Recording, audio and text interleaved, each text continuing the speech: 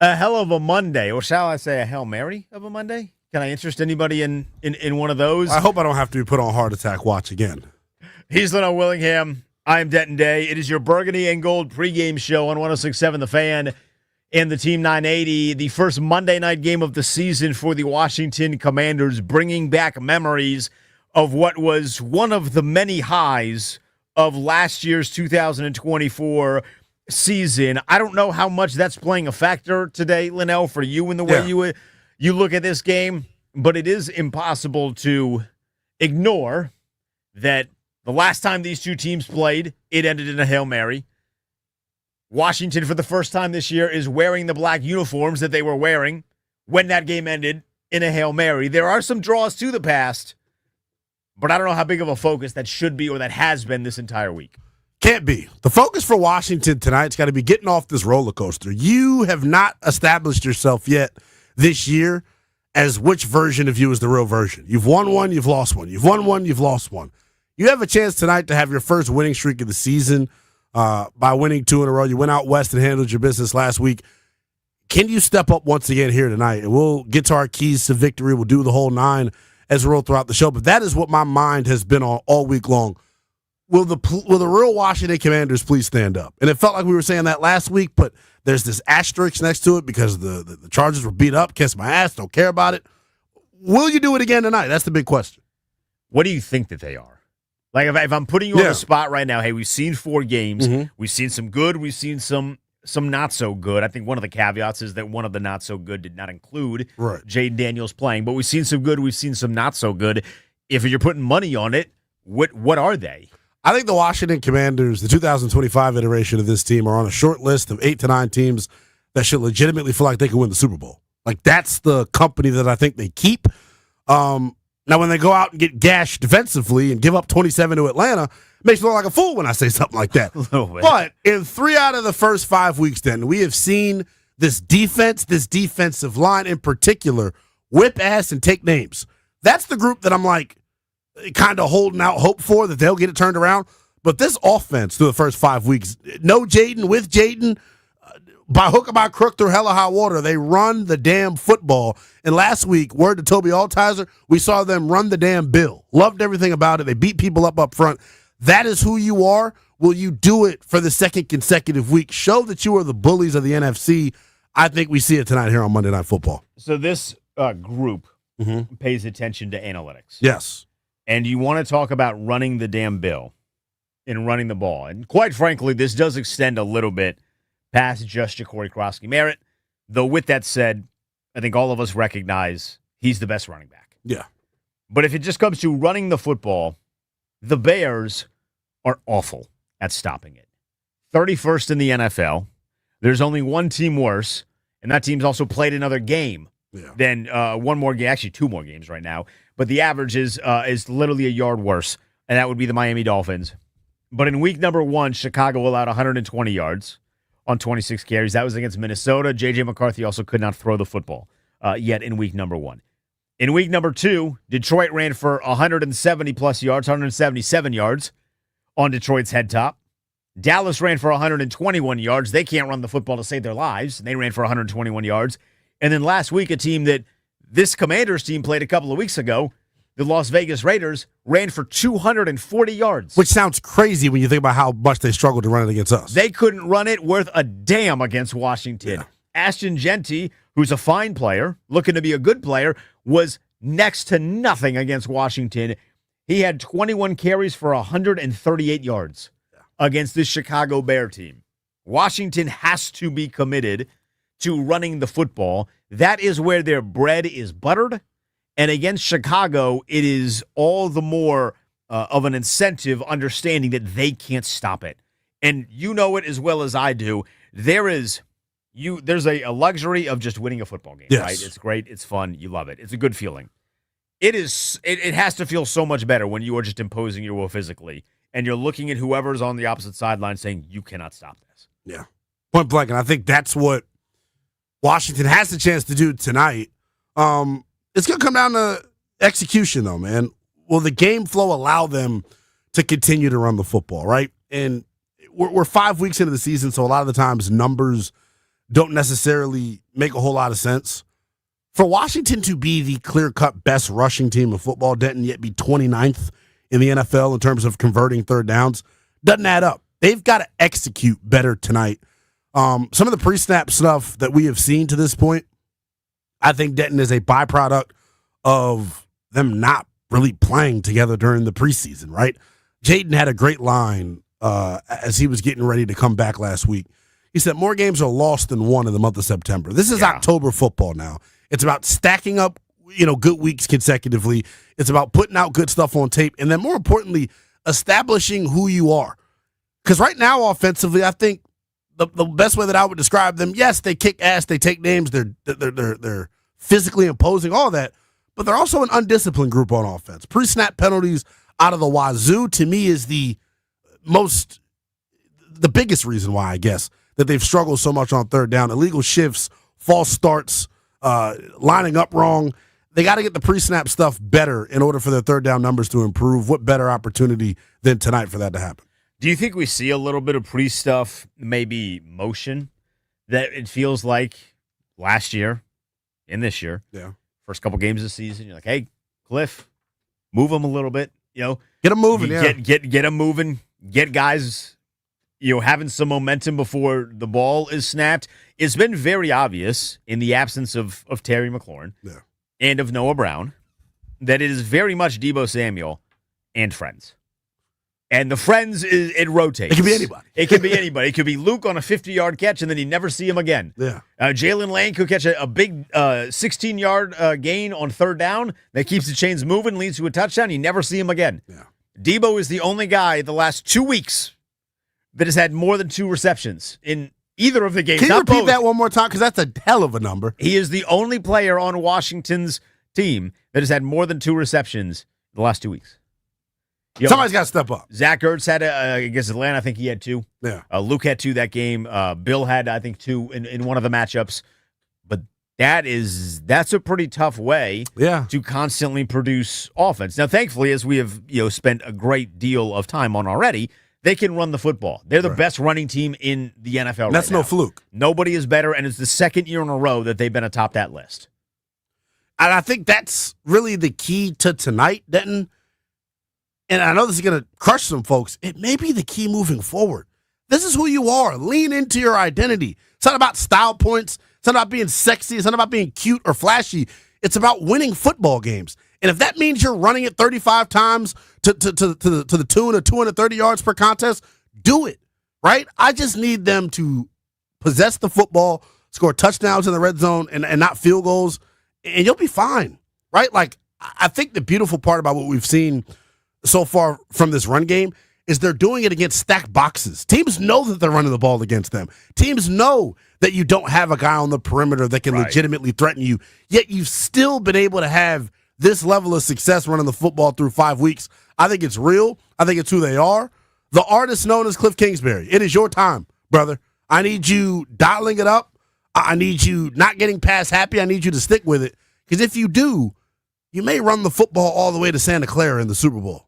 And I want it to be, at least tonight, I want it to be primarily the running backs. Yes. And I've been on this for a while, and I don't want Jaden not to run, but I am okay with limiting the designed quarterback runs where there's not an element of pass. If it's an RPO read option sort of situation, I'm okay with that. But just quarterback power, hey, we're going to hope that we nail all these blocks, and there's a lot of guys that want to hurt you. We're just going to run. We're going to run you right into that. I don't need to see that a ton. Yeah. I think he's at his best when he scrambles. He's at his best when he is letting his intuition take over, so to speak. So I want to see running backs be the ones that are primarily carrying the load when it comes to running the football. And a lot of that is going to be on Bill. Chris Rodriguez, I'm hoping, is going to be good to go. We don't have the official inactive lists yet, but it is worth noting that Washington did call up 2 players today from the practice squad to the main roster, and neither of them were running backs, which leads me to believe that Chris Rodriguez is going to be able to be available in some capacity. If you really fell in love with a particular wide receiver that played his college ball at Louisville, I have great news for you. Because of the 2 guys that Washington brought up from the practice squad, Ja'Cory Brooks was one of them. I don't know that means he's going to play tonight, Lynnell, but this is the first time he has been on the active roster hours before a game. Yeah, I wonder what that says about their confidence level in the Debo Samuel and Friends cast, right? Tay Martin's had to catch each of the 2 weeks that he's been activated off of the practice squad, so he's been making plays. Does this mean more wide receiver opportunities or less wide receiver opportunities rather for a guy like Chris Moore? Does he get relegated to playing more special teams? Hold on. So on and so forth. Before you continue your point. Yeah. Please. What do you mean? Please what? Don't bring him up or please. He's just if that means less Chris Moore, please. I need it. If it means less Chris Moore, do whatever you got. Please. Yeah. I mean, look, man, longtime NFL vet. Yeah. Round of applause. Serviceable. Tough to make it in this league. Has issues catching the football. Pretty important for his job. Pretty important prereq for that job, right? He's this year's Mike Davis. He basically is. Not a great blocker when they're trying to do the extension of the run game, if you will. Gets blown up constantly. I'm good. Okay. I'm good. That is a fair take to have. Our guy Michael Romette in the chat says, watch Moore make a big catch this week. That would be if I said it. If I said what Denton said, that would happen. Denton's got good juju. He's living right. Look, if he makes a great catch this week, yeah, I will change my tune. I've done it in the past. I can be swayed by production. Yes. I can be swayed by performance. If that results in a good play that leads to a big drive or, heaven forbid, some points on the board, I will gladly look like the idiot that said, I don't want this anymore if that means something good happened. But that needs to have something good happen then. Yeah, can't have touchdown dropped in the end zone like he did last week. What a damn dime Jaden put that on the money. We're showing off. So if it's Tay Martin, who also, the two players that got called up were Ja'Cory Brooks and Tay Martin. Mm-hmm. If that means more Tay Martin, with it. If that means more Ja'Cory Brooks, with it. I'm willing to take a chance on one of these two guys that we haven't seen a lot of to get a little bit more. No pun intended, right? Sometimes it just happens. You know what I'm saying? But no, I totally agree with you. We'll get into our keys to victory as we roll throughout the pregame show here. But, yeah, I think Chris Moore making that play last week kind of goes into what I'm going to be talking about here throughout the program. Capitalize on your opportunities and then, more importantly, sustain drives offensively. We love this defense and the way they played last week. Don't hang them out to dry this week by leaving them on the field. No. I was crunching some numbers because I was really curious. With Chicago being as bad as they are against the run, what is the time of possession like for the Bears? Just to see if there was any sort of correlation or if they did spend a significant of time offensively not on the field because they get run over as frequently as they do. And what I came to find out is it was kind of more the opposite, that Chicago actually does a decent job of staying on the field a lot. Because their third down offense is amazing. Third down offense is really good. Caleb Williams doesn't get sacked nearly as much as he did last year. But so I gave you a lot of those numbers, Lynnell, and I like to look, at least when it comes to running the football, just a little bit deeper into some of the numbers. So when you hear Las Vegas ran for 240 yards, hey, that's an amazing accomplishment. Genty did have a 64-yarder on there, which is great. I mean, that's a big play. It likely leads to a score. Maybe he did score on that, right? But then it gets your defense off of. What I'm kind of hoping for, it's not that I don't want home runs from Washington, but if you remember that game, and I know you do remember this game because if I remember correctly, you made a ton of money on this game, on the Monday Night Football game against Philadelphia a couple years ago, where they were running the ball like crazy against them. It was a lot of good positive runs, but it's not like they had a bunch of 60-yarders in there. It was like, hey, we got 6 yards, short distance on second down. We get another 6 yards. And it's just constantly moving the chains on good positive runs, chunk runs, if you will, but not massive explosives. I would be curious to see, and I kind of hope that for Washington tonight, as they run the football, that the majority of it in the beginning of the game is much more in line with that, where you look at the average for Ja'Cory Krosky-Merritt, and it's not swayed by a massive run. No, he's just actually averaging 6 or 7 yards a touch, and they're just crushing and beating down on them. So then maybe you do get one of those big-time plays like a 64-yarder. I think Bill's due for one of those. Jahmyr Gibbs had a 42-yarder. You get one of those, but late in the fourth quarter where you effectively then completely destroy the hope for Chicago. And I want to see them break, by the way, again. Yeah, I know. So do I, because, look, people have been getting on me this week, Denton. People think I have a love affair for the kid Caleb Williams. It goes back to our pre-draft take. And I've been Tooting your horn all week long, by the way, brother. You and Kevin, first guys on Jayden Daniels. I was a Caleb Williams guy. I'm not just going to turn off of that. I don't think he is as bad as people make him seem. But to your point about those back-breaking, debilitating type runs, Bill Mayer's due for one. Each and every time he runs the football, Den, we look at each other, and he's going like this. Oh. He's doing the whole thing because it feels like he's that close to breaking one. And like I think really breaking one. Yes. Because he's had a couple 40-yarders, but what you're talking about like he needs oxygen. Yes. After. Like, not back on the field, oxygen and 6 points are on the board. Something like that. So you do mention Caleb Williams here. It's the Burgundy Gold pregame show. He's Lynnell, Willingham. I am Denton Day. We're taking you up all the way to kickoff. We'll have a slew of great guests joining us. But it is impossible to not look at this and say, well, Caleb Williams is a very different quarterback now than he was last year. Yes. The biggest difference and the biggest change, at least in a small sample size, he does not take nearly as many sacks. Yeah. And that was his Achilles heel last year. For sure. I have numbers for you. Do you want some numbers on Give Caleb me Williams' some numbers. I think I know the numbers that you're going to give. I can't make sense of it. Was just on 980 trying to make sense of this. He is the fourth least pressured quarterback in the NFL. He's taken, out of all the starters, there are only 3 quarterbacks that have taken less sacks, yet he still leads the NFL in time to throw. Yeah. So I think it's a really big credit to this Chicago Bears offensive line. Great job. I think it's a big credit to Ben Johnson, getting him to run things that he's comfortable with. But you know what I immediately think of? Commanders D-line. What's up, fam? Are you going to play 2 good games in a row, or are you going to continue to play this Jekyll and Hyde game? We banged the drum on 106.7 on 980 this week. Not to the point where it's over the top, but Dorrance Armstrong has a sack in every game. At least he's averaging a sack in every game. Back to last year. I want him to be disruptive, but here are the numbers. Yes. So Caleb has been sacked 7 times this year in 4 games. Last year, there were 4 games where he was sacked 7 or more times. That's one of those stats when you say it, it's like... I was putting this together, and I was like, well, that seems impossible. Yeah. Literally the second game of the year against Houston. Remember, that's when C.J. Stroud kind of like tried to big brother him a little bit. God. He hadn't been the same since, by the way. Yeah, he has not. But he got sacked 7 times in that game. Yeah. So I need to see Washington kind of revert Caleb Williams back to that version of Caleb Williams, to where you're constantly pressuring him, because his time to throw thing, like that's been a stat since forever. Not just USC, like Oklahoma. Yeah. He's doing the same thing. He's running around. He's incredibly athletic, so you have to be really disciplined in what you're doing defensively. And then an issue that Washington did not have as much in quarters 2, 3, and 4 last week, kind of had it in quarter number 1 last week against Los Angeles.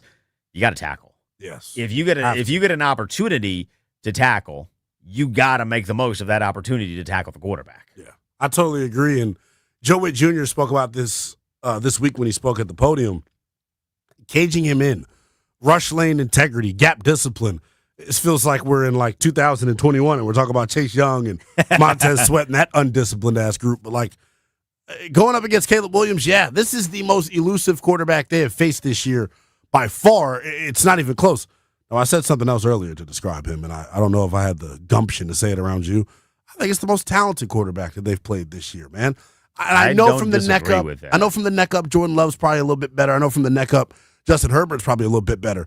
But there is no young man right now in the NFL that is more dangerous to me outside of the pocket as a thrower that's not in that big 4 of like Mahomes, Lamar, Josh Allen, Jaden, all that.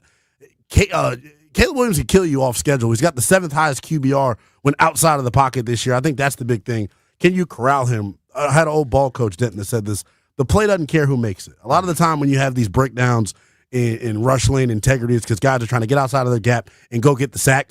Stay in your lane, do your 111th, and they should have no problem defensively. The question is, will they do it? I don't disagree with you when it comes to the talent, by the way. Yeah. Last year was just a whole debacle with the Bears and kind of how they operate just on a human level. Last year, I do think Caleb has gotten better, but that just, again, kind of speaks to your point of you got to make sure that you are not allowing him to be Superman. Yeah. He wants to be Superman. I can't blame him. He's always been Superman.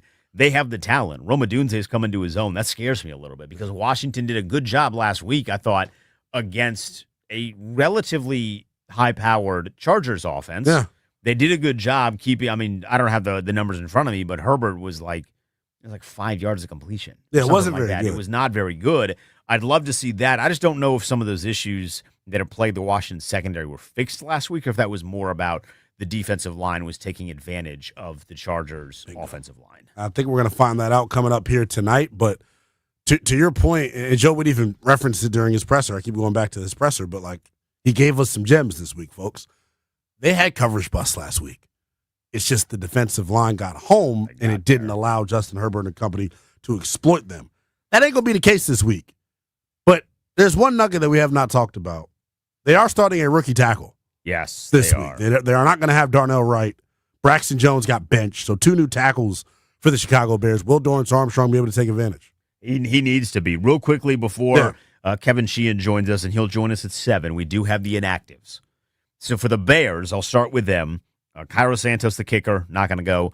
Jade Walker, not going to go. Grady Jarrett, not going to go. We did know that a couple days ago, so that's not anything new. Another defensive line, I mean, that's a tough name to pronounce. Tona Pasigna? I can't pronounce that name. I apologize. I don't think he's a massive deal. So, whatever. Case Keenum is not going to go. Ruben Hippolyte not going to go. And then Luke Newman not going to go. For Washington, as anticipated, no Terry McLaurin. We knew that. No Noah Brown. We knew that. Ali Cahill, Moderno not going to go. Brandy Coleman is not going to go for, what is that now, the 4th week in a row? Like, he's really stacking these weeks together, despite the fact that Dan Quinn had alluded to earlier in this week that he had been practicing relatively well. And then new name, or at least a name we haven't seen on the inactive list in a while, Eddie Goldman is not going to go. Oh, Lord. And Eddie Goldman had a pretty decent, not anything jumping, massively off the screen, but it felt like he'd had a pretty decent, first couple of games of the year. Yeah, he had. It was going into that Atlanta game, Denton. Going into the Atlanta game, he was ranked as PFF's 5th best run defender. So, like, that is a huge loss. I think it's going to mean more of Jazon Newton. Hopefully, right, Washington can keep Chicago in these obvious passing situations, so maybe you don't feel the impact of Goldman not being there, but that is huge, man. Their depth definitely taking a hit. Yeah, I thought he'd been really, really strong so far this season for Washington. We got a number of great guests that are going to join us as we lead up to kickoff from Northwest Stadium with the Commanders taking on the Bears. Kevin Sheehan will be with us. Chris Russell will be with us from the stadium. The Junkies will give their take on this game as well. He is Lynnell Willingham. I am Denton Day. We'll have some keys for you in our second hour. The Burgundy Gold pregame show continues right here on 106.7 The Fan of the Team 980.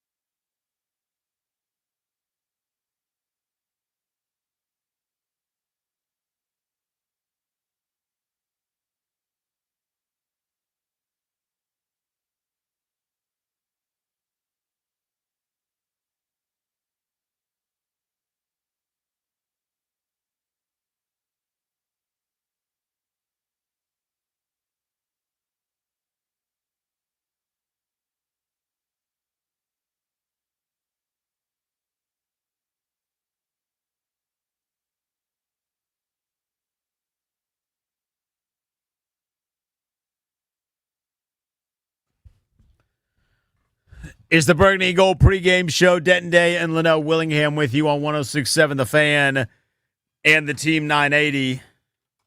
Joining us now to preview this matchup as we're a little over an hour away from kick in Northwest Stadium.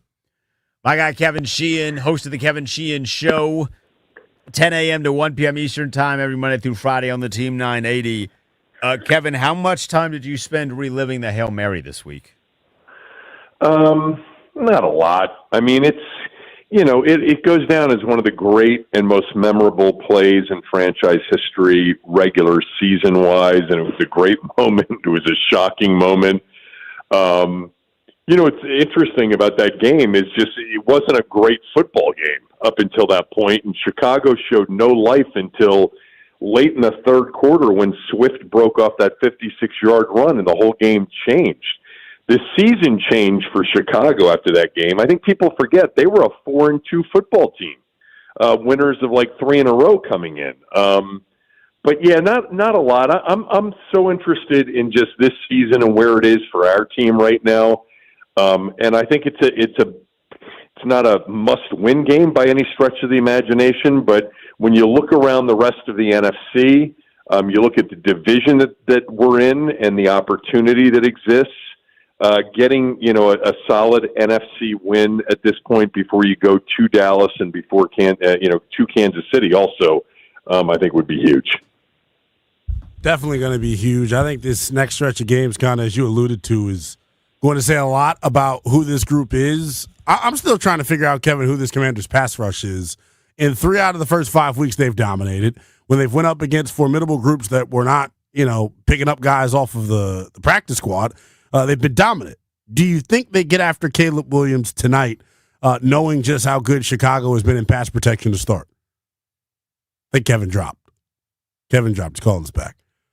I bet he's going to give a great take. I was about to say, man. That was a great question by you. Well, thank you. Yeah. Well, there we go. I'll pot you right back up. We had a technical breakdown. Hopefully we don't see that in coverage in the back end tonight, Kevin. But what I was asking you was about this Commanders pass rush. 3 out of the first 5 weeks, they have dominated and looked like a group that could carry a defense.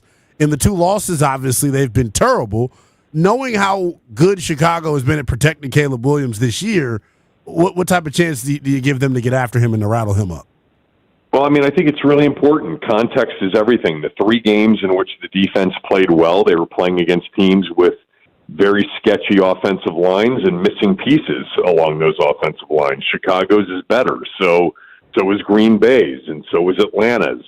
I still think this is an offensive line that isn't exactly what they faced in Green Bay or even in Atlanta. I think there's a chance, certainly, to get after it from a run-stopping perspective. Of course, Chicago's not been very good running the football at all. But, look, every week it's going to be the same because we're 5 weeks into the season, and I don't see over the final 12, the secondary miraculously becoming a really good secondary, without coverage busts, without coverage issues. So the answer to that is either you sit back and you bend and you don't break, or you get after the quarterback. And in the 3 wins, they were able to mask, the back-end deficiencies with a really good pass rush. That's going to be the key defensively every week, especially if they continue to stop the run effectively, which they're doing this year.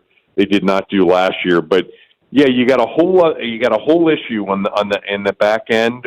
You don't have an outstanding cover guy right now anyway, and you got lots of communication issues. They don't seem to be able to play man very well, and even zone coverage, which at times is a little bit easier, has been a struggle for them. So it's all about Armstrong, it's all about Kinlaw, it's all about Von Miller, and getting after the opposing team's quarterback week in and week out. If you're going to get off the field enough for it to be, easy. If not, we're going to be in a lot of the games that we were in last year. Kevin, one of those names that you did not mention was Eddie Goldman, which is good because he's not going to play tonight. How do you anticipate that that's going to impact the rotation at the defensive line? Because he'd been pretty good in the first 5 games. Yeah, he's been very good actually when he's played there. I don't think a lot of fans know how good Eddie Goldman's been when he's been in the game. But Johnny Newton played well last week. So we'll certainly see, a lot of Johnny Newton. And who am I forgetting? Kinlaw, Payne, Newton. Well, it's probably going to be Dorrance rotation. Armstrong, Kev. It probably means more of Dorrance Armstrong as an inside rusher, which I would think in turn means more snaps on the edge for Preston Smith, Jacob Martin, and company.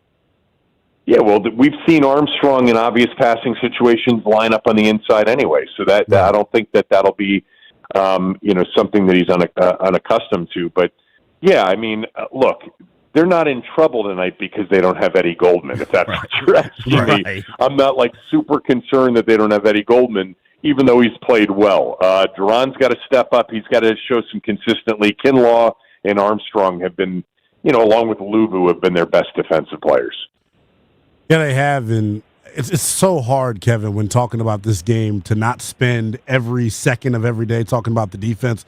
Because I'll be real, Kevin, I just don't have a lot of concerns about our offense and how we match up against them. The one area where Washington has kind of struggled offensively has been third down. They're 29th in the NFL in that department. But, Kevin, for a team to be number one in rushing and then 29th on third down, it means that they're screwing up somewhere else. I think the pre-snap penalties has really killed them. You saw illegal shifts, illegal motions, false starts. Is that something that you just think is a byproduct of September football, or do we have some discipline issues here with the offense? Or lack of attention to detail? They were in the first couple of weeks up there in penalties. I think they're more middle of the pack now. But certainly those are drive killers, Lynnell, for sure. I mean, you can be super productive with yardage, and then you look at the penalty yardage, lost yardage category, and it's like, well, no wonder, you're not converting at a high rate on third down. So, yeah, those are concerns. I was thinking about something actually when I was on hold for you guys. Everybody knows at this point this is the number one rush offense against essentially one of the worst rush defenses in the league. I just remember Cliff Kingsbury's hiring and how many people thought, well, we're going air raid, we're going Hal Mummy, we're going Mike Leach. He can't run the football. The irony was that Arizona, he did run the football with James Conner. He also ran it with his quarterback, his young quarterback at the time, Kyler Murray. And here he is on year 2 of being an OC, top 5 rush offense last year, number 1 rush offense in the league right now. It helps that the quarterback is a part of that, no doubt. But this is the calling card tonight to, 28-plus points, which I think they can get, and that is running the football and staying ahead of the chains against the Bears defense. Kevin Sheehan with us here on the Burgundy Gold pregame show. Kevin, just a couple of more for you here before we get you out of here. I do want to look at some of the wide receivers and the tight ends. It's been 2 games in a row now where Deebo Samuel has gone over 3 receptions and nobody else on the team has. Who do you anticipate is going to step up finally into a little bit of a bigger role on offense and get that clearly difficult to obtain third reception? Well, you got to be targeted to get that third reception, right? And I think Luke McCaffrey had the 1 catch against the Chargers, but did he have more than 1 target? I don't even think it was more than 1. It may have been 2. So they got to get targeted. You got to get open to get targeted. But I'll tell you what, man, Deebo Samuel has become super important to this team. Diami became kind of important later in the season. Terry was always the second most important player after Jaden. But Deebo Samuel's versatility, the way they use him in so much of their misdirection stuff in the running game, he's fun to watch. Keep healthy. We haven't even seen one of those crazy Deebo runs or catches where he breaks, 4 or 5 tackles and ends up with a big chunk play. It's been all medium and short. I don't know where they'd be without him at this point, especially considering they played 2 games without their starting quarterback. But he's valuable. But if you're asking me who gets targeted, I'd love it to be Luke McCaffrey to see more targets. I think, sometimes I feel like he's open maybe more than Jaden thinks. Look for something, maybe not tonight, but in the next few weeks. Remember McCaffrey was going to throw a pass or be involved in a double pass with Jaden last year in the Tampa game, and then they tried it later on in the season. So they like a lot of things about him. I still think he's got something more than a one catch, two target night, which I'm looking at right now with the targets last week. All right, Kevin, we've seen some line movement. It jumped from 3.5 for most of last week to now 5.5. Ultimately, who wins tonight? I like the home team. I think, the Bears coming off a bye week and their ability to maybe change some things defensively and maybe even in the run game. I'll be interested to see how they play Washington defensively. They played a lot of man coverage this year. You can't play man coverage against Jaden Daniels regularly or you're going to get smoked. I think Washington has a big offensive night and wins something like 29-24. Kevin, we appreciate it. As always, we look forward to your breakdown tomorrow morning. All right, boys. Kev. As Kevin Sheehan, host of the Kevin Sheehan Show, every Monday through Friday at 10 a.m. to 1 p.m. Eastern Time on the Team 980. It's available on YouTube as well. So he thinks Washington is going to win, Lynnell. I am optimistic that he is correct, but this is why we play the game, and this is also why I develop some keys to the game, and why you develop some keys to the game, so we can look at the game and figure out how is Washington going to win, what needs to happen for Washington to win. We do that when we get back. If you're listening on the Team 980, you got to switch over to 106.7 The Fan. You get the Wizards next on 980. If you want to continue our conversation leading up to the football game, jump over to 106.7 The Fan. He's the No Willingham. I'm Denton.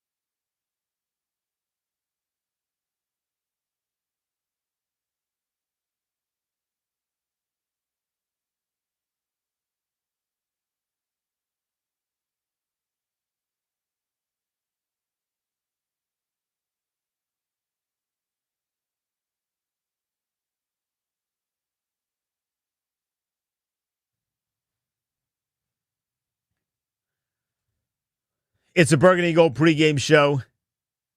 Denton Day and Lynnell Willingham with you on 106.7 The Fan. We welcome everyone that made the jump from 980. We're an hour away from kickoff at Northwest, a rematch of what was one of the most entertaining, heartbreaking to then heart-repairing, which I don't know if that's a thing, but we're going to make it a thing. My heart still isn't repaired. Your heart is still pumping just a few extra beats a minute based off of what happened in between these two teams last year. Washington taking on the Bears. I got into it this week, Lynnell, with some on social media. Of course. You've been acting bad on social media. I've seen it. Make sure you all check out Denton's office as well here on the YouTube. I've been seeing you get into some verbal spats. I got some Bears fans riled Well, I know. They're an easy group to rile up. That's what's got me. Rage bait Denton. Oh, yeah. They did not like me saying that they had biblical levels of envy when it was looking at their quarterback. We're going to call you RBD the whole damn show. Rage bait and Denton. It's a Doc Walker type of poll right there. Biblical envy. I mean, it was ancient text the way that they consistently think about Jaden Daniels. Yeah. They lost 8 games in a row last year, and they're tweeting us videos about, well, he couldn't make this throw as they're down 14 in the fourth quarter. Amazing. Like, you morons. Anyway, that was last week. We're focused on the game. Yeah. I got some keys to the game. Let's do it. You got some keys to the game. I'm going to go first. Yeah. I got 3. This first one's pretty simple. We've talked about it a bunch. We have an hour left in the show. We're going to talk about it a lot more. You got to run the football. Yeah. Committed to running the football. Washington is a run-first team right now. Now, sometimes you hear that and you think, well, that means their quarterback's not very good. It's the opposite. Their quarterback is very, very good. But being a run-first team just makes life a lot easier for Jaden Daniels as he is dealing with a bit of limitations at the wide receiver position with no Terry, with no Noah Brown. So run the football. And then on top of that, you're just the best team in the NFL. Like, legitimately. That's it. This is not one of the best teams. This is not among the best teams. You are the best team in the NFL at running the football. That is your strength.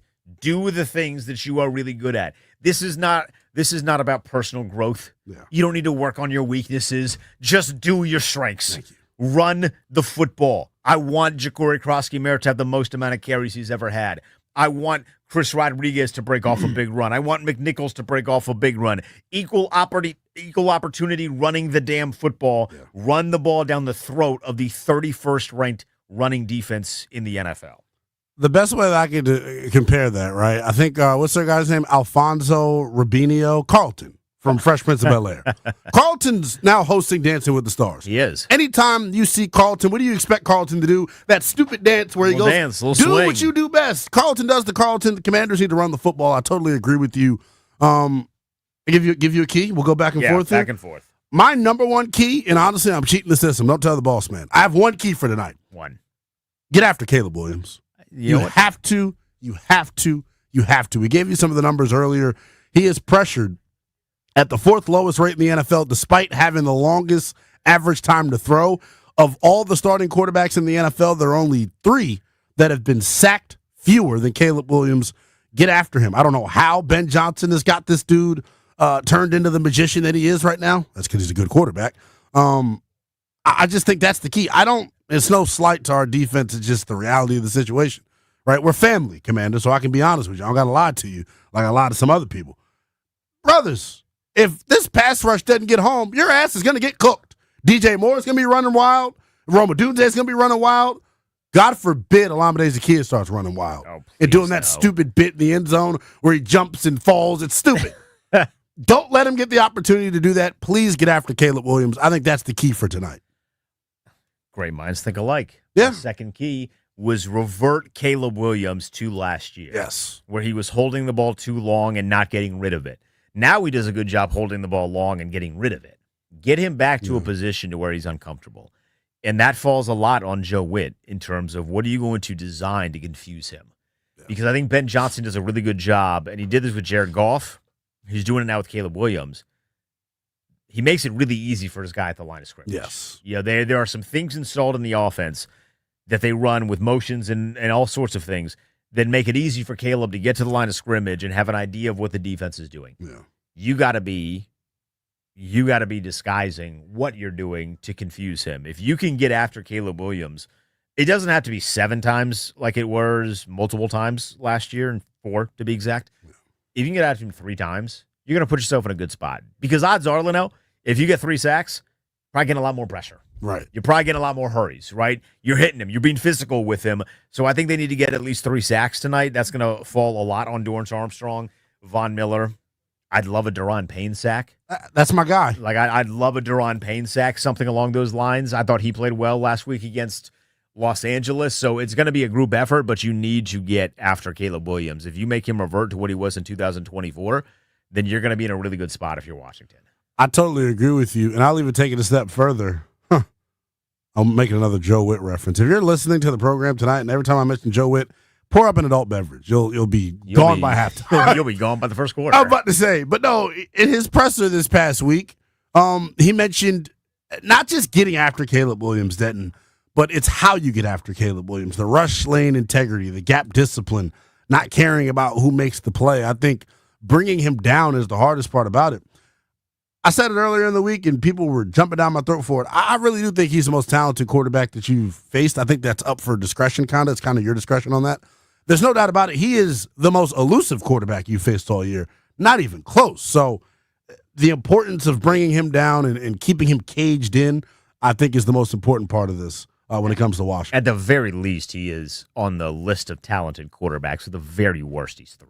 Yeah. Because he's more talented than Russ in the year of our Lord 2025, and I can say the same thing for Geno Smith. Final key for me, and friends. Where are the wide receivers? Yes. Where are the tight ends? I went back and forth with some people on social media. I'm anticipating a big performance from Zach Ertz. Now, big for performance for Zach Ertz in 2025 does not mean 8 catches, 120 yards. That's not what that means. Unless it's the NFC Championship game where you're getting blown out. Unless it's that, and I really hope it's not that. Right. But I anticipate that Jaden is going to be looking for him a little bit more than he did last week. Now, Debo is still going to get his. We have gotten to the point where unless you are just selling out to stop Debo, he's going to get his. Yeah. He's good enough. He is a legitimate, great wide receiver in this league. He's going to get his. You got to help him out. Yeah. I don't think you can go 3 weeks in a row with nobody else getting more than 2 receptions. Now, Kevin had brought up a good point, Kevin Sheehan, when we had him on, that they need to get targeted. I went back and looked, and in fairness to a lot of the guys, they weren't targeted a lot. No one was targeted outside of Debo more than 3 times last week. Why was that? Can't get open. Probably can't get open. That's what I'm worried about. I Can't get open. I think part of that is that Jay needs to get a little bit more comfortable with some of these guys. Like, he kind of understands, and you were first on this offseason. The best thing about Terry being out was that Debo became a very heavy. Jaden relied on him heavy. Yes. Very much, and they built a great chemistry in training camp. And you're seeing that in real time because there are windows where he is comfortable throwing it to Debo that I do not think he is right now with Jalen Lane. I do not think he is right now with Luke McCaffrey. I need him to get there. Yeah. And so some of that's on Jaden, certainly. Like, I need him to get there, but guys need to step up and make plays. You cannot just keep relying on the one guy. It makes you too one-dimensional is not the right word, but too predictable. Yeah. You need to break the cycle of predictability. That was what hampered them the most against Green Bay. Yeah. I mean, the DBs were running routes. They knew that Noah Brown wasn't doing anything more than a button hook or a comeback. DBs were just sitting there. So I need them to get other guys involved. And again, I think Zach Ertz or are you going to say Benji? No. Or Colson Yankoff. Yank! Special teams war daddy. I need a Yankoff. I think one of the tight ends is going to be a very big factor tonight.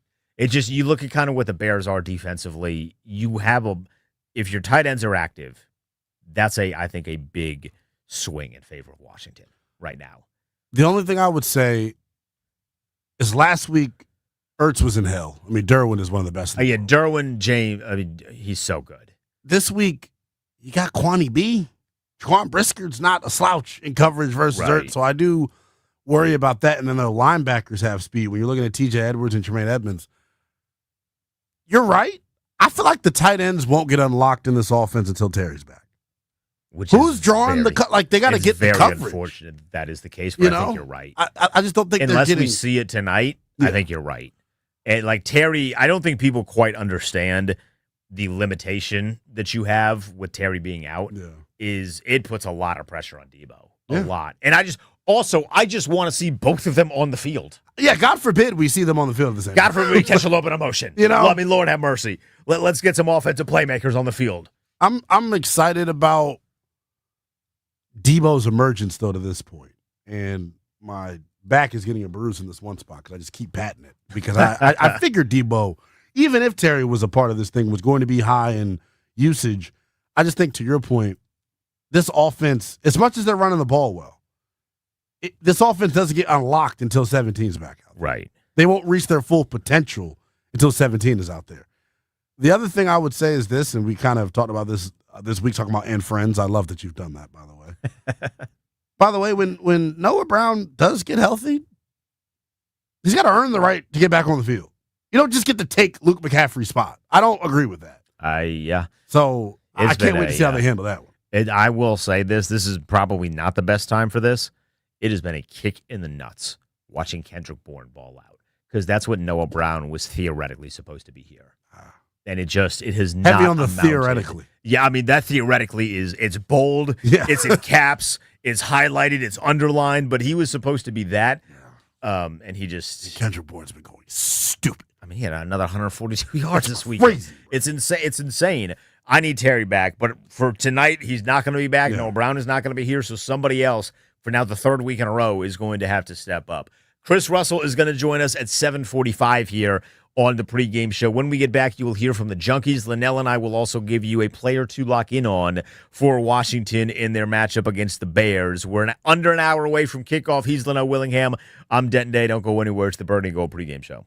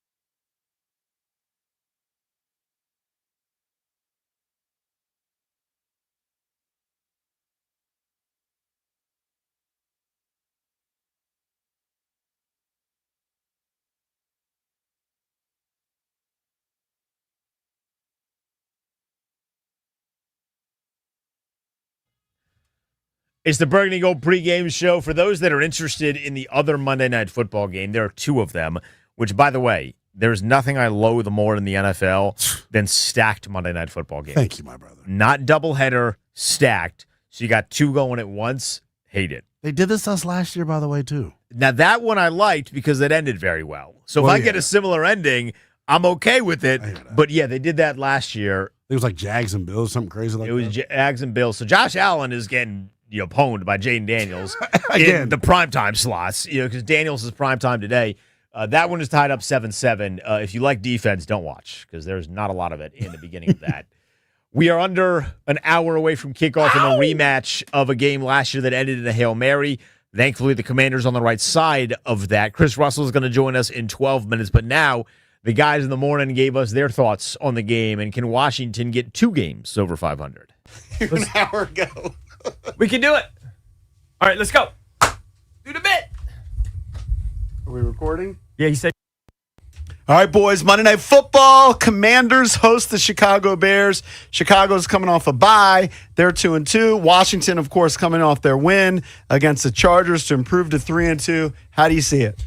This is a big game because even though you're only in week 7? 6. Well, I'm sorry, week 6. I'm getting mixed up with college football. You get to 4-2. All right, the Eagles are in a spiraling out of control. Mm-hmm. And who knows when they're going to get back on track. They might not. But then you want to get to that 4-win mark because you've got other teams like San Francisco and Seattle and L.A. Tampa's 5-1. Detroit's 4-2. So this is a huge game, even though you're only in week 6, to stay with those possible playoff teams, but also stay amongst the division leader, which is Philadelphia right now. That's the type of game you need to win if you consider yourself a serious contender in the NFC. You have to beat a team that's allowing as many rushing yards specifically as the Bears are. And look, this is what the Commanders are built to do. They're built to run the ball with Bill and with Jaden Daniels, and I expect you're going to see a lot of that tonight against a Bears team. It just gets overwhelmed trying to stop the run. The Bears, they're on the rise, but they're not that great. They're giving up almost 30 points a game defensively. They're giving up 380 yards per game defensively. They're like second worst in the league against the run. We have the top rushing attack in football. We should pound the football. We should control the clock. We need Jaden to be a little bit more accurate than he's been on the whole, and we need to score over 30 points. So I'll take our boys 31-28 because I still think we have some weak links on our defense. All right, let's talk about DeAndre Swift. He hasn't been a good running back against the league, but last year against the Commanders, he goes for almost 130 yards. Are you worried that DeAndre Swift could have a big day? Sure, 100%. I'm worried Odunze could have a big day. I'm worried Caleb could have a big day. But what if Washington's defense plays like they did last week against the Chargers? And they dominate the Bears, and they get to Caleb Williams, and they shut the passing game down. Here's why it's still possible. I'm still a skeptic on Caleb Williams. His one big day was against the Dallas Cowboys, and everybody gets home against the Dallas Cowboys. Look, the Commanders' secondary is not a great unit, and hopefully they're up to the task of shutting down Caleb Williams. If he has a game where he passes for like 280 or 300 yards, the Bears have a good chance at winning this game. I don't see that happening. I've got the Commanders winning by 10, 31-21. I think Bill has a big game tonight against a soft rushing defense. And I've got him winning 30-24. Look, Commanders have been good at home. They're 2-0. I think the crowd is going to be raucous. I think Washington wins. I don't have them scoring as many points as you guys, but I think they cover 27-20. Jaden's the star of the game.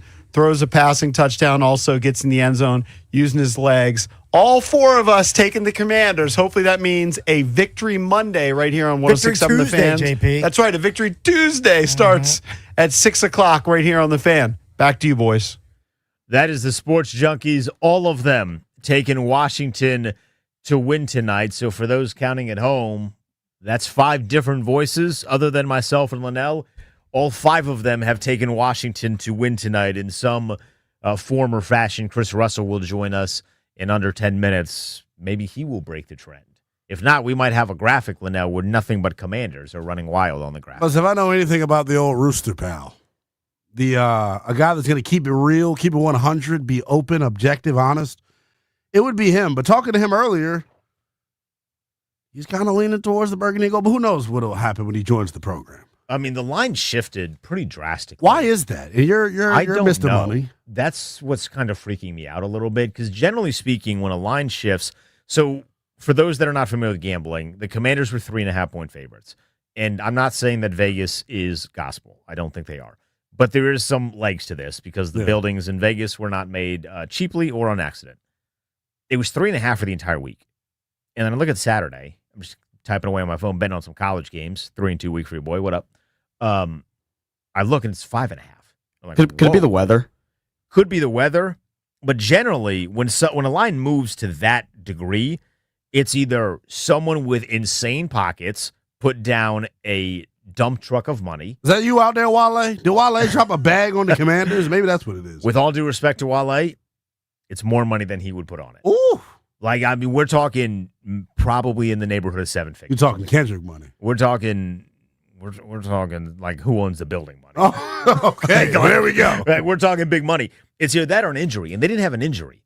Now, the weather, I think, is a factor. We see a couple people in the chat saying that. Ben says that, right? The weather's a factor. It's rainy outside. It's cold outside. This is like a November feel in October. Yeah. Like this is going to be a very heavy running the football kind of game, and that very much favors Washington. Maybe they don't know what Caleb is going to play like in the rain. I don't know how many games last year he played in the rain for Chicago, so that could be it. But that line movement is certainly something that I found to be very, very intriguing.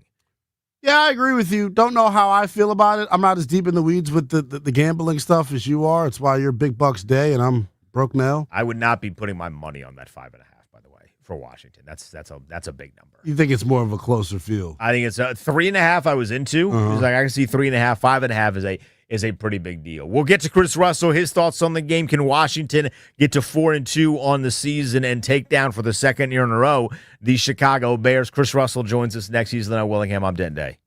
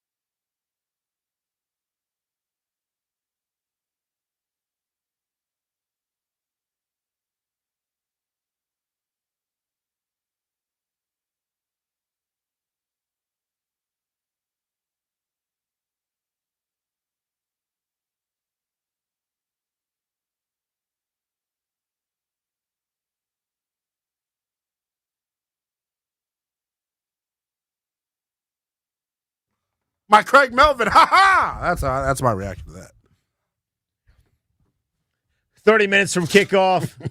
Let's go to the stadium. He's Lynnell Willingham. I'm Denton Day. I wish we were actually en route to the stadium, although it looks cold and rainy outside of our studio. I'm curious how it feels out there. Thankfully, our guy Chris Russell is out there. Roost, is it raining and cold out there like it is here? Yeah, it's. I haven't been outside in about a little over an hour, but it is. It's still raining a little bit. I think it's lessened than when I walked in, but it's. It was pretty darn windy out in the parking lots, and certainly could be a factor tonight. But the field looks okay, and full pregame warm-ups. I'm just watching the Bears place kicker, Cairo Santos, and he's planting okay, and not exactly doing a Chris Boswell out in Pittsburgh yesterday. So everything seems to be okay. Look at you dropping a good little out-of-market nugget for us, our well-traveled friend. There you go. If I can only get rid of the public address announcer here in the press box, that ruins every single interview and report that I do. I thought it was that loudmouth Grant Paulson by. That's what I thought it was. I'm sure. Grant's in Milwaukee. Could you imagine this? Wow, this is like Milwaukee. Ben Johnson. This is Ben Johnson Alert Central. Like, this is the man of his dreams, and Literally. Grant can't even be here. Yeah. Want to ask you about the game, getting to some X's and O's. I want to ask you about this Commanders pass rush, because to me, that is the key to this football game, and I'll take it a step further, Chris. That may be the key to the rest of the season. If they can get after the opposing team's quarterback the way the numbers say they do, they should have no problem tonight. But as you know, we're kind of 5 weeks in, so the numbers are skewed a little bit. Your trust level in their ability to make Caleb Williams uncomfortable consistently tonight? It's not, I don't believe, going to be as efficient as it was against the Giants, the Raiders, or the Chargers. Okay. Because the Bears have a better offensive line. That being said, the Bears don't exactly have a lights-out offensive line, especially on the exterior. So to me, I think if you're going to take advantage, you're more likely to take advantage off the edge, and that means Dorrance Armstrong and Von Miller and Frankie Louvu, perhaps, and perhaps a Jacob Martin, who is a former Chicago Bear. I'm sure would like to have a good game against his former team. So to me, that's where I think the pressure is going to have to come from, and kind of penning him. What am I trying to say? Hem. That's what I'm trying to say. Sorry, I was trying to pin and hem Caleb Williams in the pocket area and get him going horizontally and sideways, but in the pocket, so that he's not running all over the place and you're not gassed just trying to chase him down towards the sideline, and then where he can flip a football, even with off mechanics, and still complete one and break your back that way, because you asked your coverage to hold up for 6-7 seconds. So to me, I think that's kind of the key, is to, again, I'm going to try and say this right, pin and hem him in between the tackles off the edges, where I think you have an advantage, as opposed to in the middle, where you look at, the Chicago Bears, they really beefed up with Drew Dahlman, Joe Thuney, Jonah Jackson, right? Guys like that, where they spent the money was on the interior of their offensive line. Was last week on the defensive back end, did they fix everything, or did they just happen to play one good game against Los Angeles? I think more the latter, D-Day. I'd be surprised, again, unless the defensive line eats and controls the entire game, I'd be very surprised if we don't walk away going, oh, man. How are they going to keep up with Kansas City? How are they going to keep up with CeeDee Lamb and Dak Prescott in 5.5 days, right? I mean, that's probably more of what we're looking at. And what I'm kind of curious, and what I haven't been able to figure out, maybe you guys have an answer, maybe you guys have discussed this, I don't know, is, if we see the continued evolution of McGee, right, at linebacker, and they play more 3 linebacker packages, which we saw several times, obviously, last week with Jordan McGee, right? He played, 12, 13 snaps, whatever it was. If they do that, well, they obviously have to sub in somebody or sub out somebody, right? So is that your slot corner, right? And presume, that's kind of like what you do, right? So does that hurt them on the back end when they go to do that? right? It might help them in the front seven. It might help them stop the run. It might help them against 12 personnel, which the Bears like to run and are good at, but it might hurt you on the back end. And when you look at the package of receivers that they have, that is a scary package of receivers, quite honestly, between DJ Moore, what do you call it? Roma Dunze, Zacchaeus, who was here last year, and even the rookie from Missouri, whose name I'm Luther Bird. Yeah. Right. Yeah. So I mean, and don't forget they pretty good tight ends too, right? Cole Kmet and Loveland. So like to me, I worry about some of the tactical matchups in this game. Especially again if they're trying to get more out of McGee and how that affects the rest of the structure of the defense. I agree with you. It's something that is definitely keeping me up at night. You know what? I was talking about this earlier with Doc. The fact that Ben Johnson has had 15 days to prepare for this Commanders defense, knowing all of the schematic pitfalls that they've had, all the blown coverages, that scares me. And I even put it this way. Even if Joe Witt had 15 days to prepare for this game, I would still be in favor of Ben Johnson because I know what he's done as an offensive coordinator in this league. It's why, to me, Chris, I think the most important thing for Washington tonight, you got to possess the football. You're 29th in the National Football League on third down. If you hang your defense out to dry tonight, not only do I think you'll lose, I think you'll get blown out. They have to maintain win time of possession. I know they've gone hurry up as much as any team in the National Football League, but tonight I don't think it's about going hurry up to get a bunch of plays in. I think it's going hurry up to control this clock. Yeah, and also to limit substitution, right? I mean, if you're in tempo, that's what you're also trying to do: limit substitution and keep guys worn out on the field, which should theoretically help you on third down. But here's what I can't, kind of wrap my arms around. Right? Last week they held the ball for 26 minutes and change, and scored 27 points. Right, and everything was great after the first quarter. The week before that in Atlanta, again, their defense was out there for 34 minutes. Now. And the offense was 26 minutes, and again, they scored 27 points, but they've been horrible in both games on third down.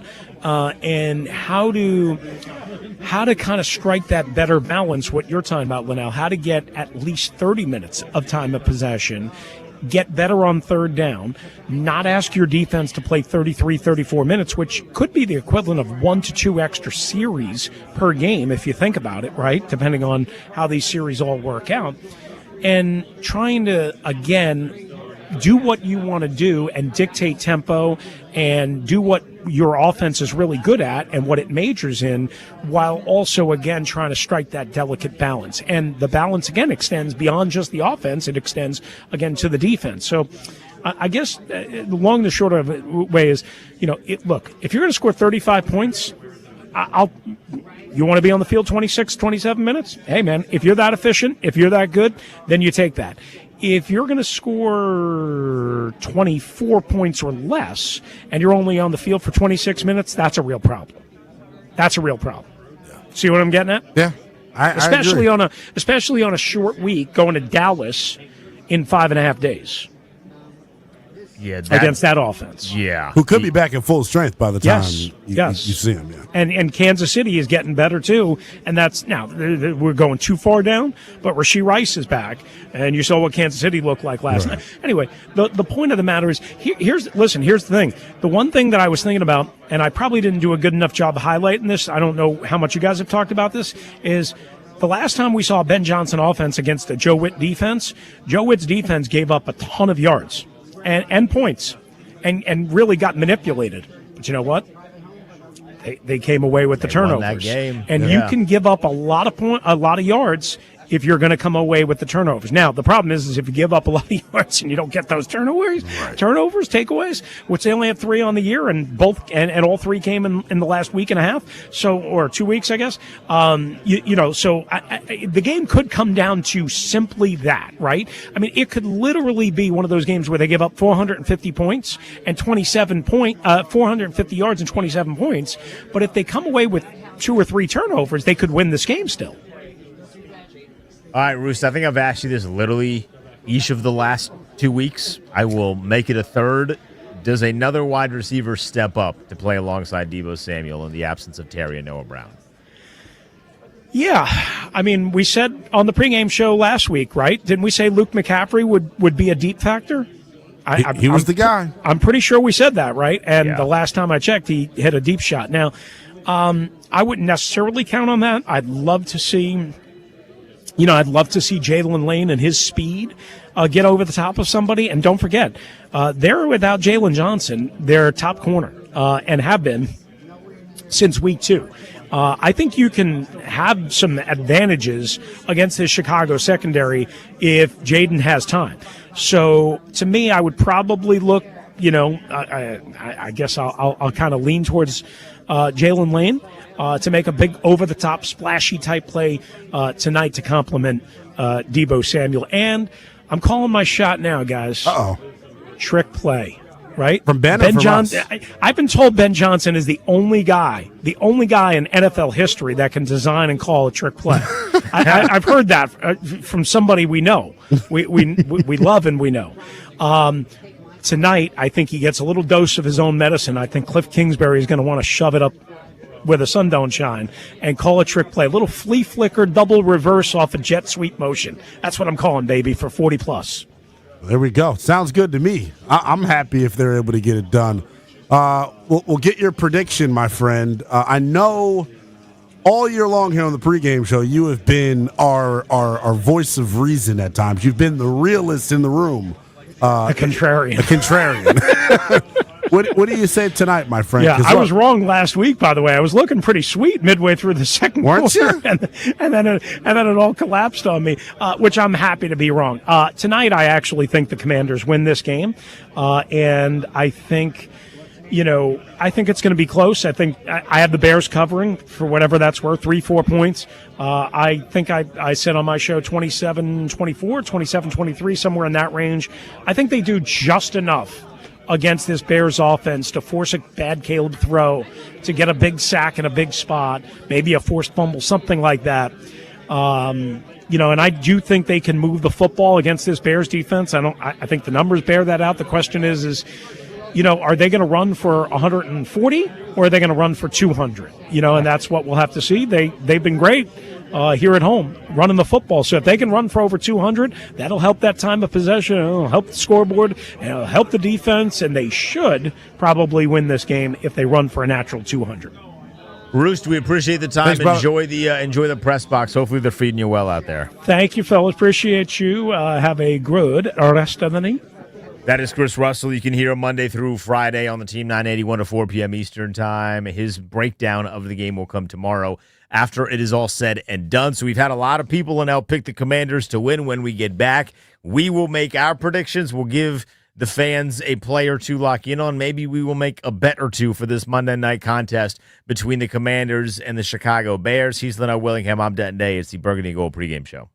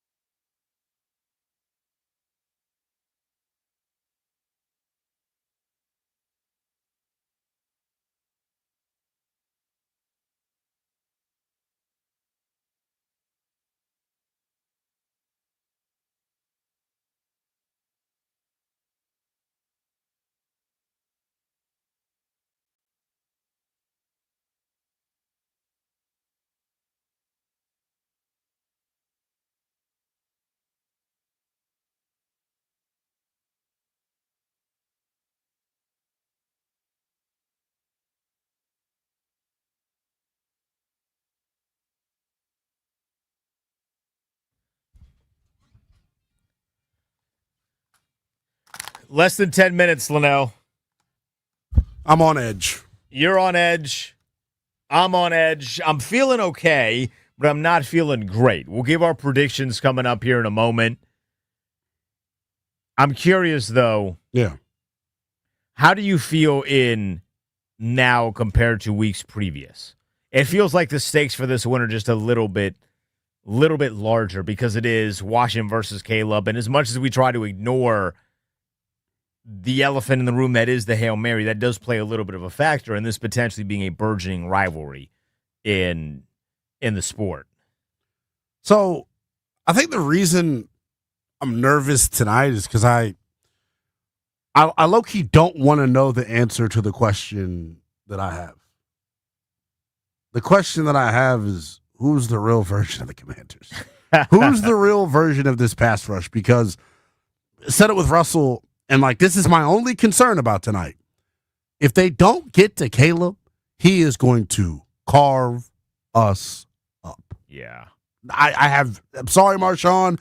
Sorry, Mikey Sainristil. Sorry to everybody. I have no confidence in them to cover this group of weapons with that quarterback, with that offensive line, if they don't get pressure, man. So, that's the key.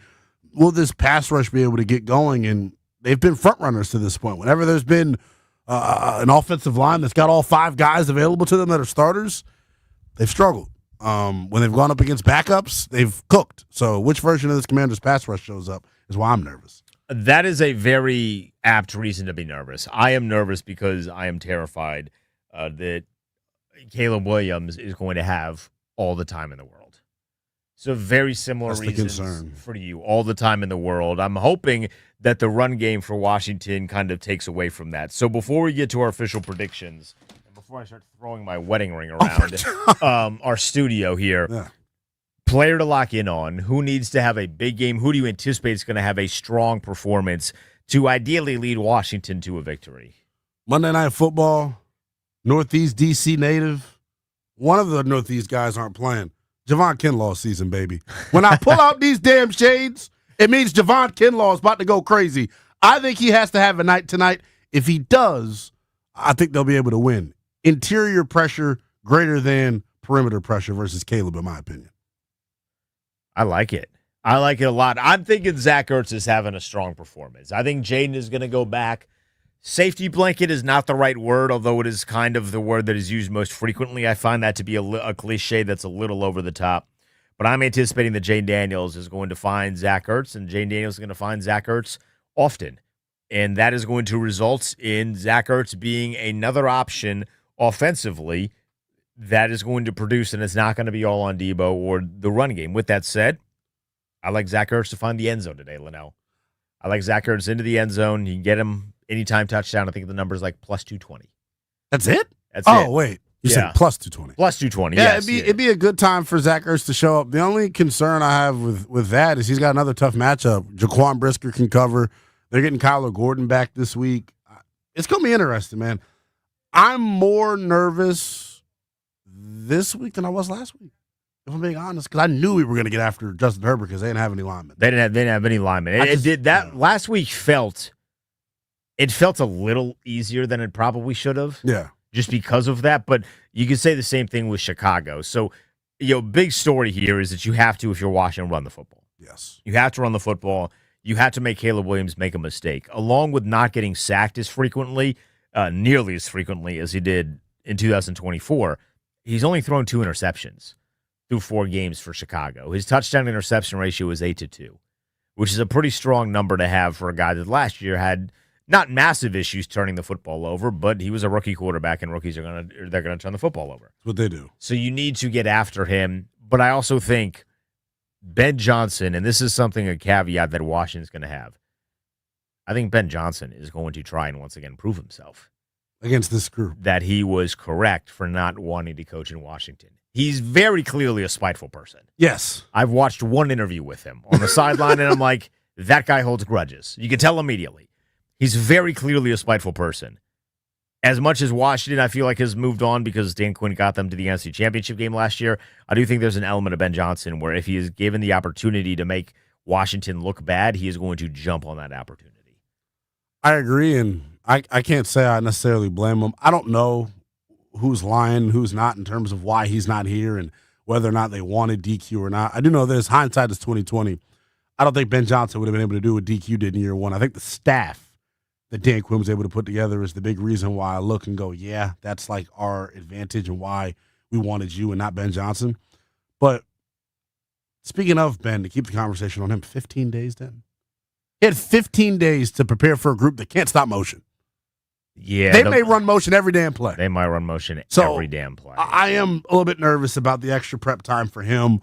I think he's a hell of a coach. I'm just overall nervous about tonight, totally. Like, we're like 8 minutes from kickoff. My legs are shaking. I'm doing the bit. I just hit my face on the mic that luckily has no mic cover, so I didn't kiss JP Finley or Brian Mitchell, so that's great.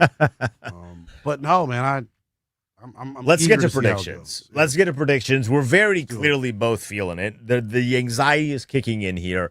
We're like 5 minutes away from kickoff at Northwest Stadium. Let's get to some predictions. Does Washington jump to 4-2? Damn. Yeah, I think they do. How they get there, I couldn't tell you. But I do feel that they come up victorious at the end of the night. The only reason they lose tonight is if they can't get after Caleb. If they can't get after Caleb tonight, this is going to feel like Thursday Night Football when a couple of years ago when Carson Wentz broke his finger and we won on the last second and you felt terrible about this team moving forward. Or maybe the blowout version. Maybe that's the version I'm in. The version that started the feud with me and you know who. That night was awful. If they don't get after Caleb, I think that type of night is on the horizon. Honestly. So do they? I think they do. I think it's a lot of Deron Payne and Javon Kinlaw, but really it's Dorrance Armstrong that's got the easy matchup. He's going up against a rookie tackle tonight, getting his first career start. They have to impose their will up front, man. I am nervous because I think I picked Washington to win every single week. Yeah. I believe that's true. But there's something about this Bears game, and maybe it's personal. Maybe it's because I talked a lot of trash. The trash talking will make things feel more personal. Yeah, I don't normally do that. I can attest to that. Yeah. I talked a lot of trash. A lot of it. I saw you talking the trash, too. It's pretty good. It felt good. Oh, it felt amazing. But it's a lot more fun when they, when someone else helps me out. I think first and foremost, Chicago's going to cover. That 5.5 number is a little too big for me, just as a gambler. I think Chicago's going to cover. This is going to be a down-to-the-wire kind of performance, a down-to-the-wire game. I do think the weather aids Washington because they're going to have success running the football. And I think Cliff Kingsbury understands now more than ever that running is the priority. It is the first, second, and third priority of this offense. You have to run the football. That is what you are best at. You have put together a really good offensive line who is really good at run blocking. So I do think running the football is a priority, and I think because of the weather, that's going to benefit Washington. I'm going to say that the Commanders do win, but I do think it's going to be very close, Lynnell. So I'm going to say 24-20. 24-20. Washington wins and Chicago covers, but this is going to be another game that it comes down to the final couple of possessions. Not a Hail Mary, please. It's too late. I don't want to I don't need that spike in the heart. I can get this one. late at night too. It was fun last year. I don't need it again. But I think it comes down to the final few possessions. And honestly, I think Washington comes back. I think the Commanders. I think Jaden leads a comeback drive, and any sort of feeling that was had in the first few weeks of the season, and it was more than just like I saw it all over. Like all of us felt this a little bit. Yeah. And hey, this guy's not what we thought he was going to be in 2025. I think that is shut. He leads a comeback, game-winning touchdown, and Washington walks off Chicago. I hope. Weather's a little bit wet out there, so hopefully Matt Gay's got a sturdy, dry kicking surface. I'll give you a score. I'm okay if they just go for fourth down. The score that I predicted earlier today does not reflect how I currently feel. I just want to say that. I earlier said 31-17 Washington. Whoa. I think they get after Caleb. I think they make them one-dimensional, and the pass rush is able to tee off. As I sit here, though, I'm feeling more of like kind of a 24-20, if I can borrow your score, bro. Like, that feels spot on. But I do think they give up more than 20 points. So I will go 28-25, scoregami style, on a walk-off Matt Gay field goal. Walk-off Matt Gay field goal. I'll take it. Anything that gets Washington to 4-2, I will take. I want to remind everybody we're going to be live at halftime on Twitter and YouTube, and then we will be back for postgame on Twitter and YouTube as well. Enjoy this one. I hope when we see you next, we are happy, and then I hope when we see you after that, we are celebrating. Yes. Happy once again. He's Lynnell Willingham. I'm Denton Day. Enjoy the game. We'll see you at halftime.